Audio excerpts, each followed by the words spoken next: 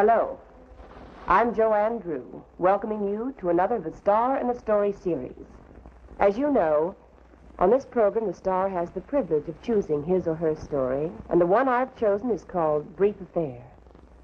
It seemed to me this was a story dealing with a problem important to married people everywhere, a problem that has perhaps a harsh sound and pattern for divorce. I play the role of Pat Lowry, mother of 2 children, and happily married, for all her friends know, to Richard Lowry, except for a brief affair.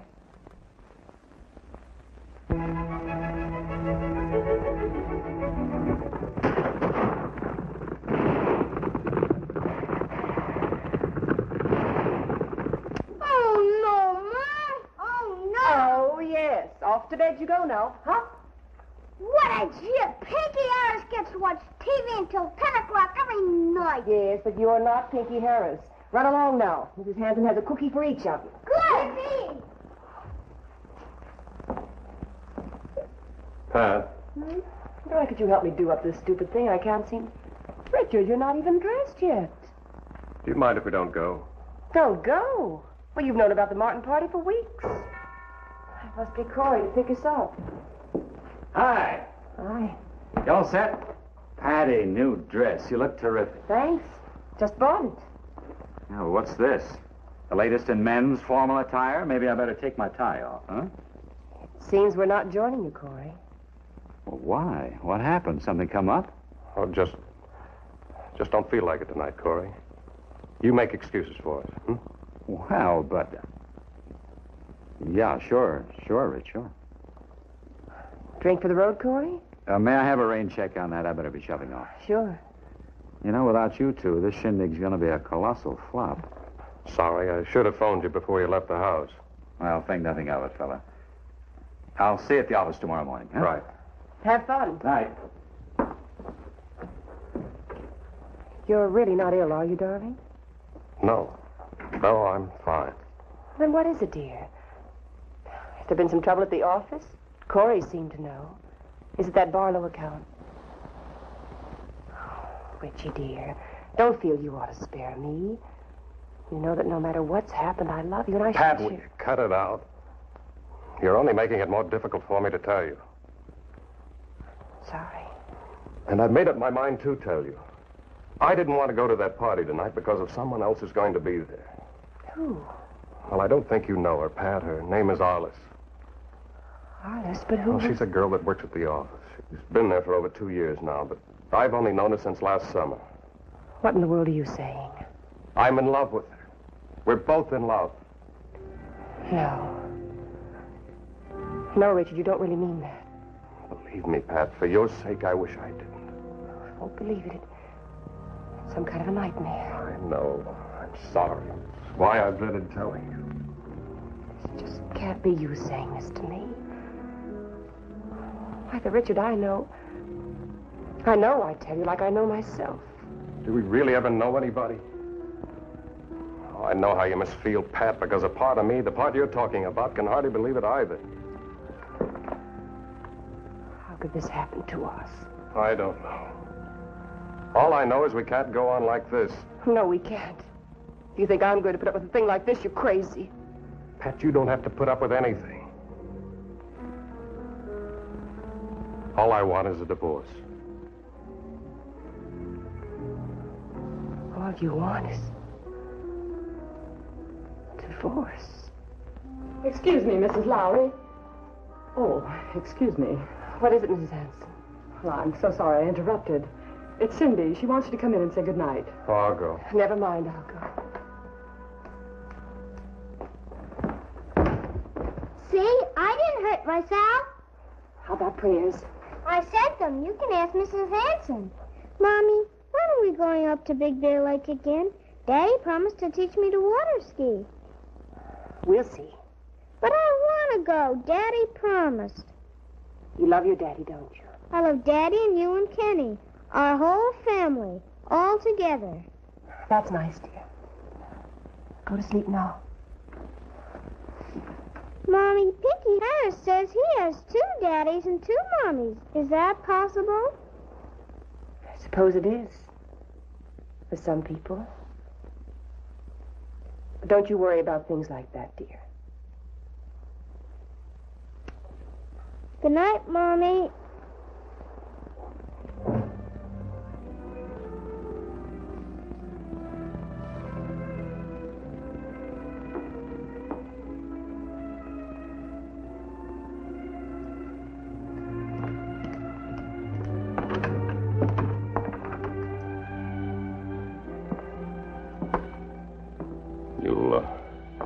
You'll catch cold out here like this. I never catch cold. I'm strong as a horse, you know that. Probably counted on that, didn't you? Good old Patty can take anything. Pat, will you please try and understand? No one set out to hurt you. All right, think what you like, but am I some sort of criminal because I happen to fall in love with another girl? Love. Richard, don't be ridiculous. Don't you think every married person at some time or other is attracted to somebody else? Don't you think I've been? Open your eyes.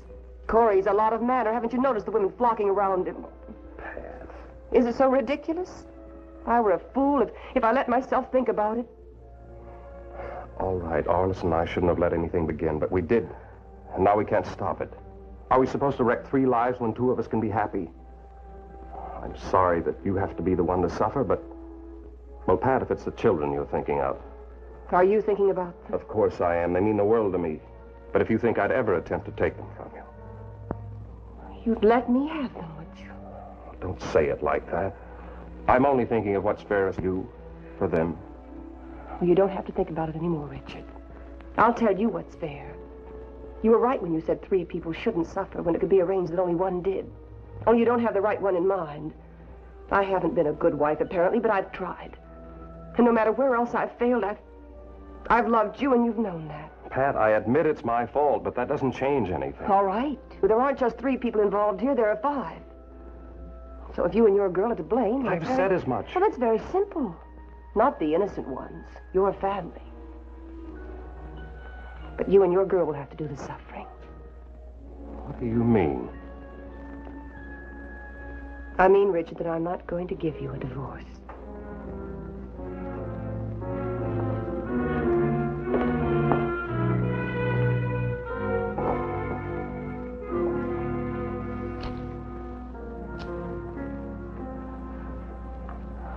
Oh, Richard, I don't want to hurt you either. It's just that you're a part of my life. I can't let you go so easily. Richard, if I give a little in this, would you give too? Make a bargain with me? In what way? This. If you promise not to see her. Not once, not even a telephone call. For 3 months. And then? At the end of 3 months, if you feel it's still her, all right. I'll give you a divorce.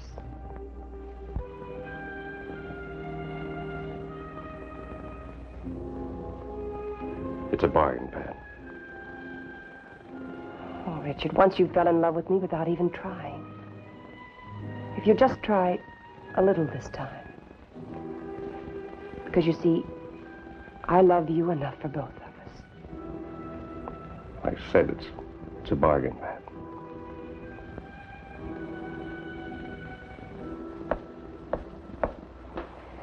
Okay, now we're ready for the white. Looks like a mighty expensive recipe to me. Mr. Lowry had it in the restaurant once and loved it. This kind of dish, from my experience, spoils with the waiting. If he doesn't come home for dinner tonight. Why shouldn't he, Mrs. Hanson? No reason, except when he was leaving this morning, he said he might have some special kind of work to do tonight. Oh, no. Pat, where are you? In the kitchen, darling. Hi. You did come home. Mrs. Hanson said you had some work to do. Mrs. Hanson's right. Well, I hope you won't be disappointed, darling, about the movie tonight. You have to go back to the office? No, but I had to bring the office home with me. That's fine. I'll fix your drink. Good.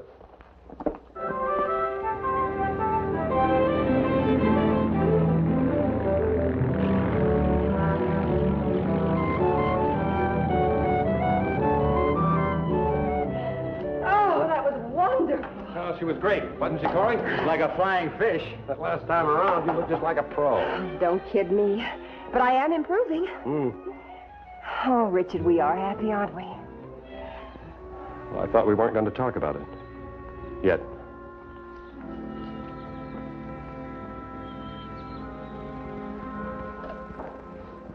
Hello, darling. Promised to be home by 1. Office has been closed. Since noon. That's right. Not even the switchboard was answering. Honey, believe it or not, I've been shopping. Shopping. All I asked you to do was pick up a bathing cap. Yeah, I know, but it didn't seem like quite enough. Here. See how you like this. What's this for? The reason I'm so late? They promised to have it finished by 1. I don't understand. Patty, this may sound a little corny, but, well, I had it made especially like this. Links fastened securely together as a symbol of our marriage. I hope. Let's just call it a thank you gift for not letting me leave you. But it's only the 10th of May. Well, that's near enough to 3 months, isn't it? That's all that counts. Yes. Yes, of course, Richard.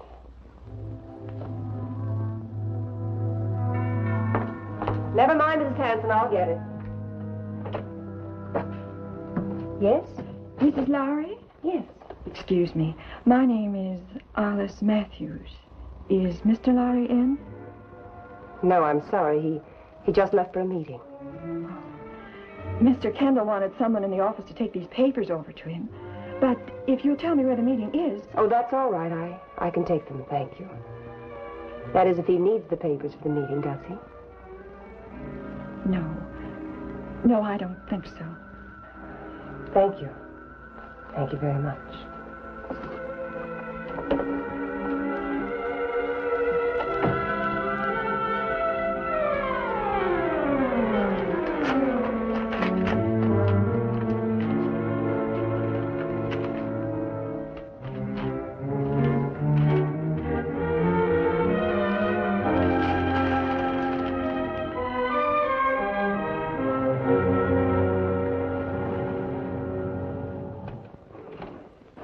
This air is wonderful. Too bad Corey couldn't come. Where did he say he had to go? Carson City. When he phoned, he said he'd be leaving in about an hour. Oh. That Winchester account, I think. Big stuff, I guess. Oh, no. What is it? You know what I've done, don't you? What? Only brought 1 ski. Oh, darn it all. How stupid can you get? How could I forget 1 ski? Never mind.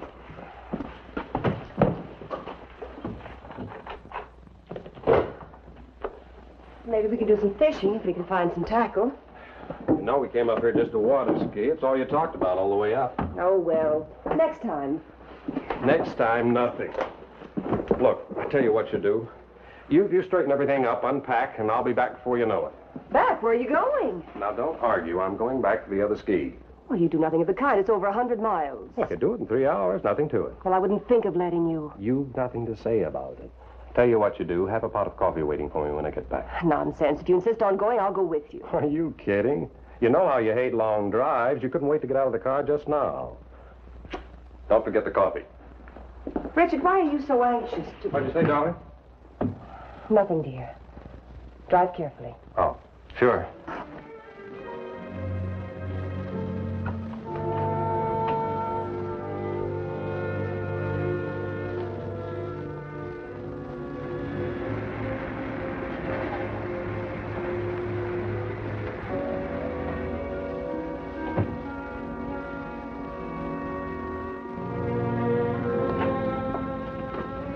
Corey. Hi, Pat. Mind about coming? I figured that if I stopped off here for a fast drink with you fellas, I could still make Carson City by morning. Well, that's wonderful. You must be dying for some coffee. I'll get you some. Fine. By the way, where's Richard? A crazy idiot. Forgot one of my skis and insisted on going all the way back to town for it. Come on now. All the way back to Pasadena just for a ski? Oh, I'm sorry, Pat. I could have saved him the trip. Wait a minute. Look. Oh, not my ski. Your ski. When I decided to come, I dashed over to your place, but Mrs. Hanson said you'd left. Poor Richard. All that way for nothing. Look, skip the coffee. Let's have a drink instead. Hmm? Fine. Mug's okay? Yeah, mugs would be great. I've got a jug in here somewhere. Ah. You know, it's not every night I'm left alone in a cabin with a beautiful woman I've been crazy about for years. Well, how sad for you that it's only me. Oh, yeah, that's very sad. Tell me something, Corey. How come you've never married? Who, me? Oh, too busy, I guess. Well, here's to your getting unbusy then. I'll drink to that, if you really mean it. Of course I mean it. It's high time you found yourself a girl. Oh, I found her a long time ago. Only, she's all tied up, I think. Now, just a minute, Corey. Let's cut this out, shall we? After all, I'm human, too. Why cut it out?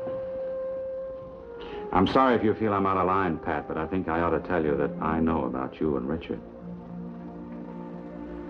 What do you know?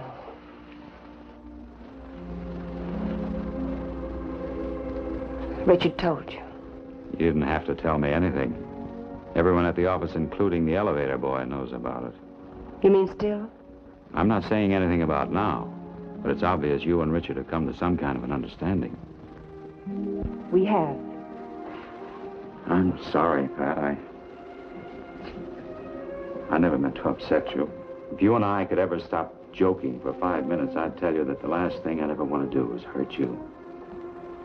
Or let anyone else hurt you. That's very kind of you, Corey. But you needn't worry about me or my marriage, because everything's fine now. That part is all over. And Richard's in love with me. Don't you believe it? Look, he had it made for me. I know other people's romantic things always sound silly, but he said it was a symbol of our marriage the way it is now. Links fastened securely together. Oh, that's very nice. Don't you see the damage has been repaired? Has it, Pat? All right. The damage hasn't been repaired, and that part isn't over because he is in love with me, but without realizing it, I've fallen out of love with him.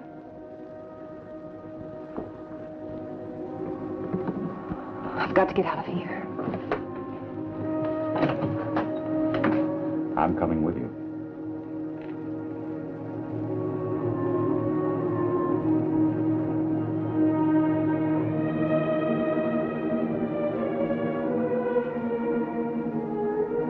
You know what I'm going to tell you. Corey, don't. There's never been anyone else for me. Because it's always been you. This isn't wise. Back there in the cabin when I touched you. You trembled. Why? Please, not now. Why? It could be now. It is now.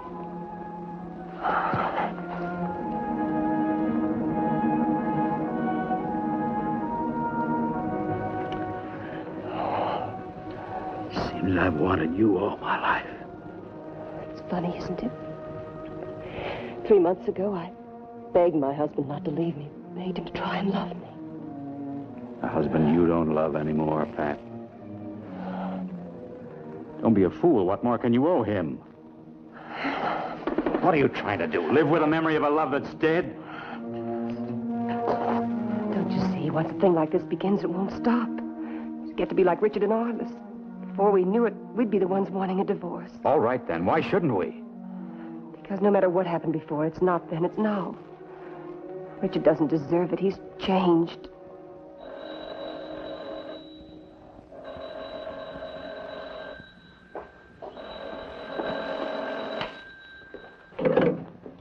Hello. Richard. What's happened? Why aren't you back yet? Well, something came up when I got home to delay me. Delay you? What could delay you? It's not the children. Oh, no. It's nothing to worry about. You remember Corey phoned just before we left? Well, the funny thing is, I ran into him on the way back. You ran into Corey? That's right. He was on his way to Carson City regarding that Winchester account. Well, I hate to say this, honey, but it looks like I'm going to be up half the night ironing out some details with him before he can leave in the morning. All right. Give my love to Corey. How could he? That's enough for me. I hope it's enough for you. Corey, shouldn't you be leaving soon? Leave you here alone? Don't tell me anymore what shouldn't be. Or should.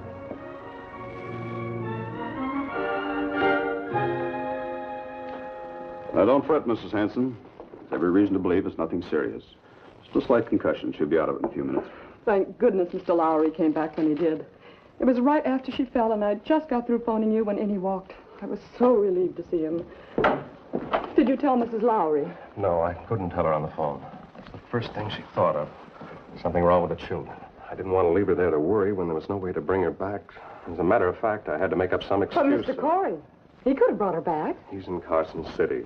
Oh, Mr. Lowry, I've been so worried I clean forgot to tell you. Most likely Mr. Corey's up there with her now. Corey's up there with her? Well, I'm sure he is. He promised to stop off at the ski. It's all right, sweetheart. Daddy's here. I want my mommy. Are you sure she's going to be all right, Doctor?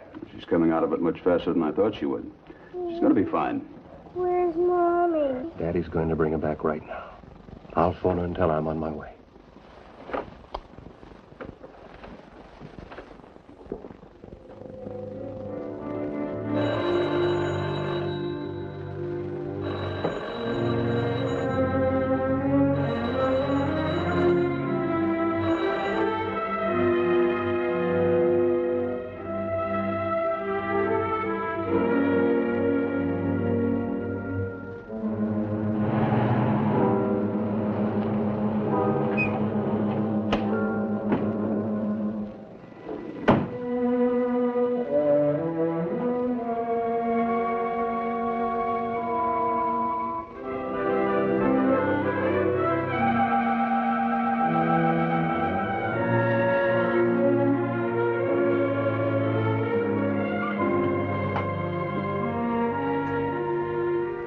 Pat?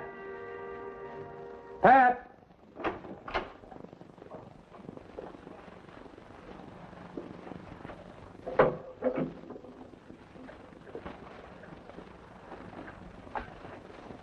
Where's Corey? A little while ago, you told me he was with you. Let's don't fence with one another, dear. Mrs. Hanson told me he was up here. I lied to you, Pat. I know what you must be thinking.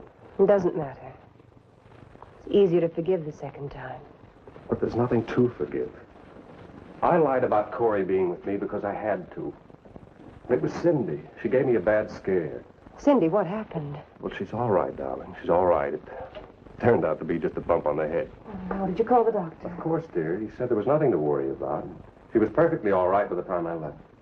Oh, Richard, why didn't you tell me on the phone? You would have been frantic, and there was no way to get you back.